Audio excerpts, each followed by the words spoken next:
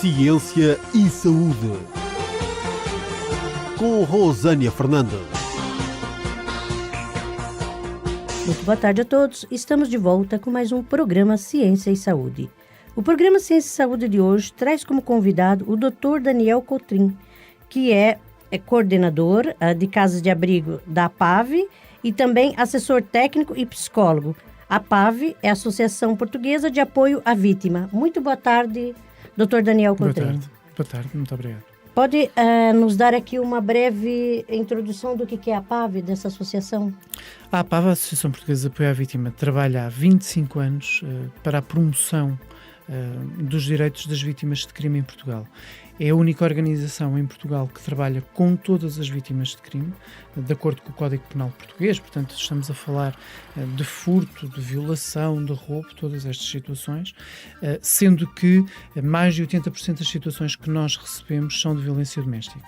A APAV tem 16 gabinetes de apoio à vítima espalhados pelo país, portanto, em que as pessoas, os homens e as mulheres, podem recorrer quando se sentem vítimas de um crime.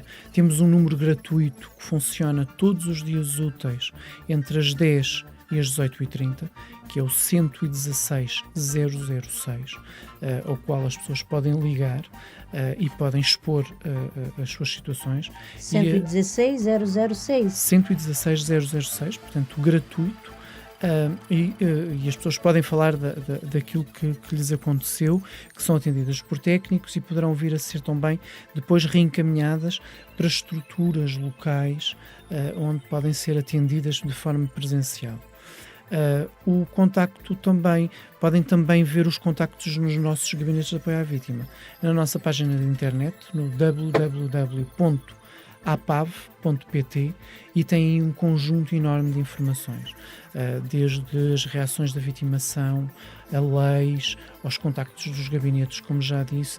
Pessoas que estejam interessadas em fazer voluntariado na própria organização podem, através da página, inscrever-se e tirar informações acerca disso. Entrando agora diretamente na causa, o que é considerado uma violência doméstica? Quais são os níveis que tem, ou patamares que tem de violência doméstica?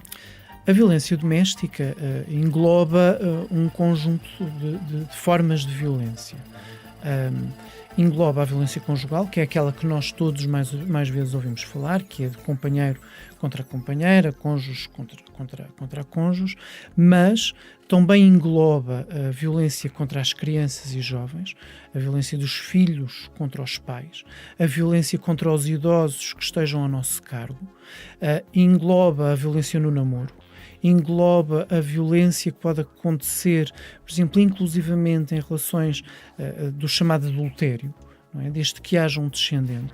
Portanto, a violência doméstica em Portugal, que é uma das visões mais modernas da Europa e se calhar até do mundo relativamente a esta questão, fala de toda a violência que ocorre no domínio das relações em que há intimidade entre as pessoas. E intimidade não é só o ter relações íntimas, é a relação entre os pais e os filhos, com os nossos avós, com os nossos irmãos. Portanto, tudo isto é violência doméstica. É toda a violência que ocorre no seio da relação de intimidade. Familiar. E não está dependente de acontecer ou não dentro de casa ou na rua, porque durante muito tempo se pensou, é violência doméstica porque ocorre em casa. Se for na rua, já não é. Não. Se for na rua, se o pai agredir o filho na rua, se a mulher for agredida na rua, pelo companheiro, também é violência doméstica. Ou seja, então tudo que é agredir o outro dentro do seio familiar é considerado como violência doméstica. Exatamente. Tem que ser denunciado, não é? Tem que ser denunciado. A violência doméstica é, desde 2009, um crime público. E o que é que isto quer dizer? Quer dizer que todos os cidadãos e cidadãs têm o dever, pelo menos o moral, de denunciar as situações que conhecem de violência doméstica. E podem-no fazer das mais variadas formas. Desde ligar para a polícia, para a PSP, para a GNR, que são as autoridades que têm as competências para investigar este tipo de casos, de situações, como os próprios informar o próprio tribunal, e se não o quiserem fazer de uma forma dando os seus dados pessoais, podem o fazer também de uma forma anónima. Podem contactar organizações como a APAV, usando o número que eu acabei de referir há pouco, e dando um conjunto de informações, a própria organização avança com a denúncia da situação. Agora é preciso que as pessoas, quando o fazem, estejam munidas de um conjunto de informações, qual é a morada, quando é que ocorre, portanto, para se poder dar informação à polícia, para a polícia poder avançar. Porque de outra maneira também não vai avançar e nós também não podemos avançar com a participação do crime. A PAV, nesse primeiro momento, qual que é a intervenção dela? Pegar informações da vítima e levar até e fazer a denúncia. Sim. E depois o próximo passo. Numa situação destas em que nos é denunciado assim, nós fazemos a denúncia diretamente às forças de segurança. Noutras situações, e porque nós somos uma instituição de porta aberta e infelizmente a grande maioria das denúncias que nós recebemos são a própria vítima que a faz. Apesar de desde 2009 ser um crime público, o número de denúncias feitas por terceiros ainda é muito baixo. E é a própria vítima que vem ter connosco e que faz a denúncia. Aquilo que acontece nestas situações é que a APAV presta 3 tipos de apoios diferentes: o psicológico, o social e o jurídico, e a equipa de técnicos de apoio à vítima, portanto, avalia e faz o diagnóstico destas situações. É importante avaliar o risco da vítima, o risco que corre neste momento, perceber se naquele momento é o momento exato para fazer queixa ou não, porque muitas vezes não é. E nós sabemos que muitas vezes fazer imediatamente queixa, participar imediatamente do crime, quando o denuncia a uma organização, pode aumentar aqui os níveis de risco. Então às vezes é preciso construir com a vítima aqui um plano de segurança pessoal. Quando as situações são de tal forma graves e que a vítima corre risco de vida, nós utilizamos aquilo que é o recurso a que nós chamamos de fim de linha, que são o encaminhamento para casas de abrigo para mulheres vítimas de violência doméstica. Isto porquê? Porque o agressor continua à solta, se me permite a expressão, ainda não foi detido, a justiça ainda não agiu, ainda não há uma medida de proteção eficaz para esta vítima e é preciso retirá-la a ela e aos filhos com o seu consentimento o mais depressa possível, para que não termine, para que a história não tenha um desfecho muito triste, que não acabe num homicídio. E continua a vítima, então, quando ela vai para a casa de abrigo, o processo e o trabalho da PAV continua tanto em acompanhamento à vítima e os filhos, e também no processo jurídico contra o agressor, sim, é isto? Sim, ou seja, a pessoa vai para a casa-abrigo e na casa-abrigo também recebe aqui um conjunto de apoios psicológico, social e jurídico. Portanto, todos os aspectos relacionados com a vida desta pessoa, daquilo que lhe está a acontecer no momento presente, é trabalhado. E também aquilo que é o futuro, que é a reconstrução do seu projeto de vida, que é a procura de emprego, o dar maiores competências a estas pessoas, a estas mulheres, empoderá-las, reforçá-las, apoiando-as também do ponto de vista psicológico, porque vêm extremamente vulneráveis, vêm com autoestima diminuída, má autoimagem, com crenças em si muito baixas, e também trabalhar os próprios mitos e os estereótipos que estão associados às questões da violência doméstica.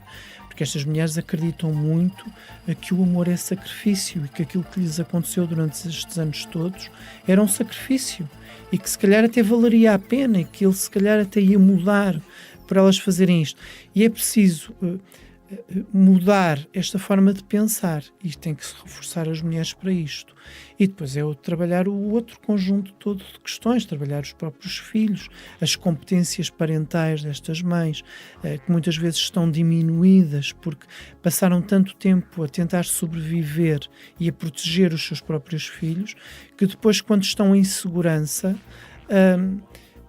é como se respirassem ar muito depressa e muitas vezes esquecessem dos seus próprios filhos.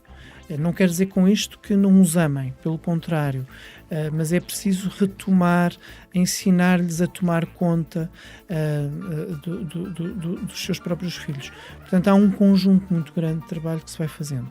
Mais ou menos depois o tempo médio de permanência numa casa-abrigo ronda um ano e meio.